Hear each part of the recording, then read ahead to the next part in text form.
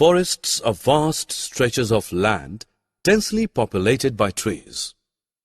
Also known as woods, forests cover about 30% of the total land area of the earth. They include not just trees, but also smaller plants, shrubs, and bushes. Forests are home to a wide variety of flora and fauna. Besides animals and plants, many tribes also inhabit forests. They derive their food and clothing from the forests. They depend on forest produce for their livelihood. Seeds produced by trees are dispersed by wind, water, and animals. The hot and humid forest floor provides favorable conditions for seeds to germinate. Seedlings emerge from germinated seeds and grow into saplings first and then trees. Forests give us numerous products such as wood for fuel and furniture, fodder for animals, medicinal plants, paper, bamboo, rubber, glue, and many more. Forest is a large geographical area of land where we can find many plants and animals. Total forest area is about 30% of the total land area on Earth. It is a precious gift given by nature to us. In this video, we will learn more about forest. Let's talk about the structure of forest. The forest floor is generally covered with decaying plant parts like leaves, branches, and stem, animal excreta, plants such as creepers, climbers, moss, and growing plants. There are many microorganisms present in this part which helps to decompose the waste material so as to form nutrient-rich dark-colored material called humus. Thus, plants help in recycling of the nutrients. There are different kinds of plants which varies based on size, shape, flowers, and fruits. The vegetation is arranged in different layers.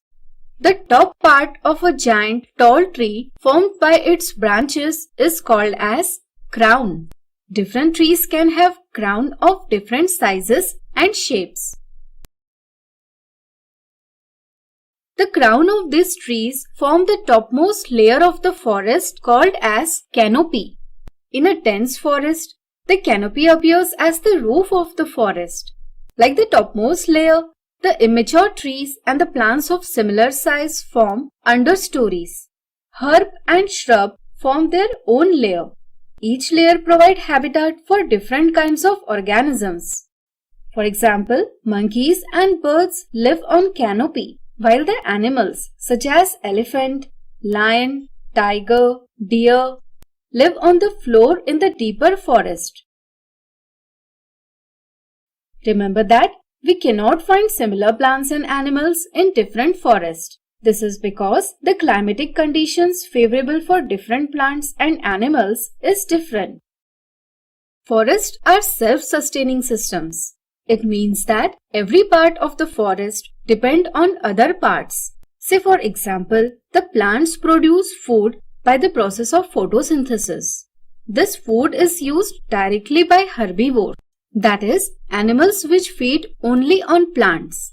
These animals are prey for carnivores. In such a way, there is a formation of food chain in the forest. The plant parts, animal excreta, and the dead animals are complex substances. These are decomposed by decomposers into simple nutrients. In this way, soil becomes rich with nutrients. These nutrients are again used by plants to prepare food. During preparation of food, plants use carbon dioxide released by animals. In turn, they give back oxygen, which is essential for animals.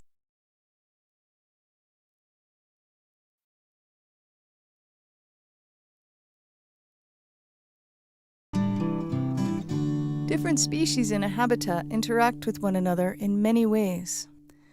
One way in which species interact is that, well, they eat each other. So let's review the food chain. Every community needs producers. producers don't have to eat. Instead, they can make organic molecules out of things like air and water through what you already know to be photosynthesis. Plants and other photosynthesizers are at the base of nearly all food chains. Next up, we have primary consumers who eat the producers. You can probably think of many primary consumers, such as deer and rabbits. Then we have secondary consumers. Secondary consumers eat primary consumers.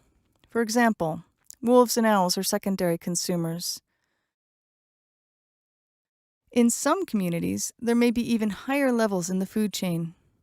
The orca is a good example. In an orca's diet are sharks who eat sea lions, who eat fish, who eat smaller fish, who eat producers, such as photosynthesizing phytoplankton. Besides producers and consumers, ecological communities also need decomposers. Decomposers consume dead organic matter. Hey, what kind of decomposers do you know about already? Bacteria and fungi, right? These decomposers are responsible for how it is that the leaves and branches of a forest floor don't pile up to greater heights year after year. Instead, the organic matter is broken down and ends up back in the soil to the benefit of future generations of producers and consumers.